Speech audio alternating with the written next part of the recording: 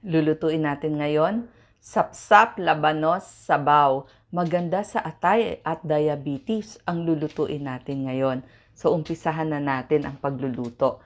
Magpakulo muna tayo ng tubig. So, kapag kumukulo na ang tubig, habang mainit siya, ilalagay na natin yung ating mga pampalasa muna. Katulad ng kamatis. Yan, di ba pag may sabaw, lagi naman may kamatis, may sibuyas. Lalagay na natin yan. Kamatis, sibuyas, hanggang sa kumulo. At kung meron kayong tanglad sa likod bahay, laging masarap yan. At saka luya, kasi isda yung ating lulutuin. So, hintayin natin siyang kumulo. Okay? Mas maraming tanglad, mas masarap. Pwede rin. Okay? So, hintayin natin kumulo. Itong ating sapsap, source to ng protina. Okay?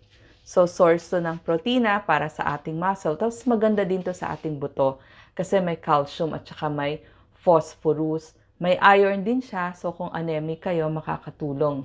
At dahil isda ito, meron tong omega-3 fatty acid. At syempre, merong iodine at mga vitamin Bs. Ang maganda din dito sa ating niluluto, meron siyang labanos. So, isasama na natin yung labanos. Ang labanos, antifungal to.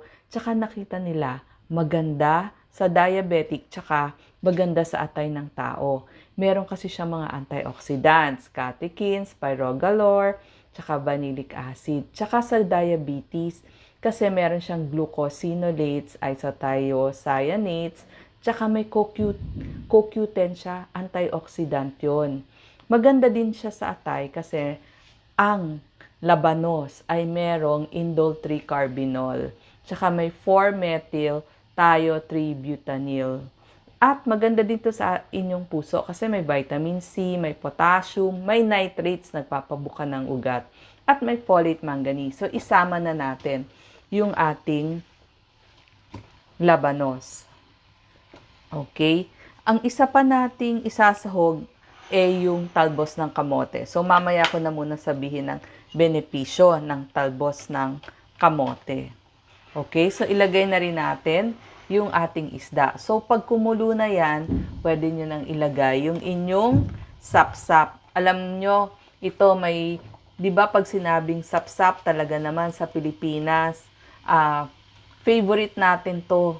Lagi nating nakikita dun sa palengke, yung ating sapsap, pwedeng sabawan, pwedeng pangat, pwedeng kinamatisan. So, ito medyo may pagkakinamatisan yung pagkakaluto natin.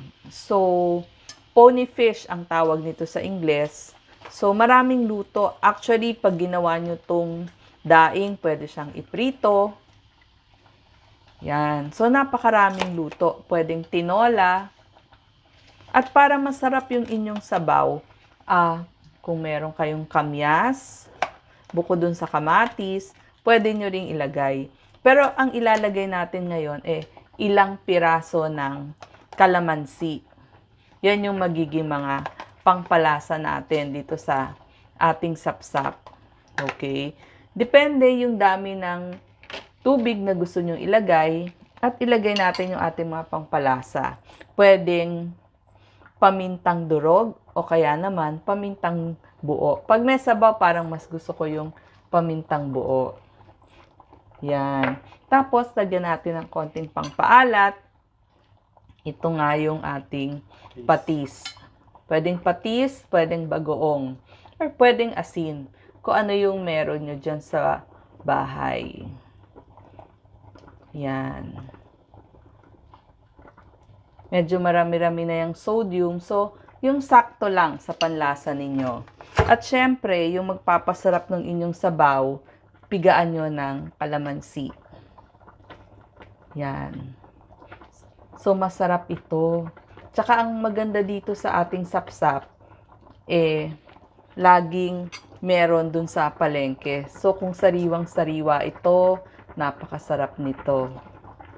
Talagang ito nagpapaalala ng home sa atin. Kumbaga, Kapag naalala nyo, kung nasa ibang bansa kayo, matutuwa kayo. Ito yung mga nagbibigay ng memories, yung mga ganitong lutuin, tsaka yung mga ganitong isda. Sabi nga, part of our culture na itong sapsap dito sa atin. At syempre, kapag luto na yung isda, so pag nakita nyo, pumuti na yung ating isda. Yan. So, pag nagputi-puti na yung ating isda, yan, ilalagay na natin yung ating talbos ng kamote. Alam nyo po, itong talbos ng kamote, considered superfood ito. Okay? Bakit sinabing superfood?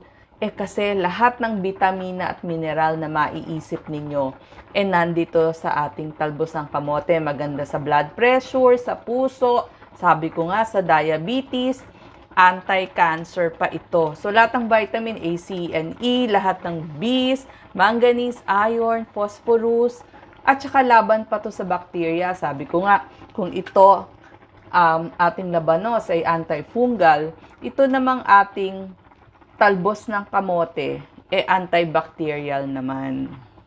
Okay?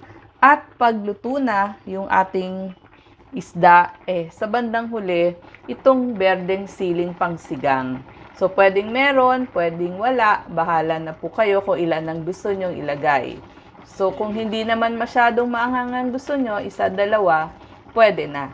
So, ihulog na natin dyan. So, ito na ang ating... Ilang minutes bago maluto? Usually, mga 5 minutes, luto na to. Yan, nakita natin, pumuti na yung ating sapsap. So, pag pumuti na yung ating sapsap, ibig sabihin, luto na itong ating sinabawang sapsap, labanos, at talbos ng kamote. Napakasustansya nito. Salamat po. Wow.